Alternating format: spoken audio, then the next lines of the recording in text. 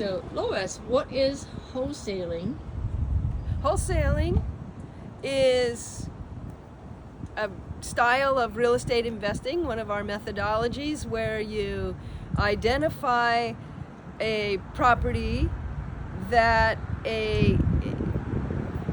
needs some fixing up, and you find people who are rehabbers who want to fix up properties, and you get somewhere in the middle of those two.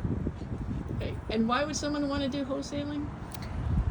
Doesn't involve money on your part, just time and the ability to identify broken down properties and people who want broken down properties, and then putting those two together.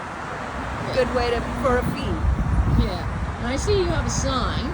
So sign. that's one way you can do is to post your We Buy Houses sign, and you'll probably see it all over poles and everything in the neighborhood. One good thing, if you're a bird dog, you might want to contact that We Buy Houses number, because basically you can ask them what they're looking for.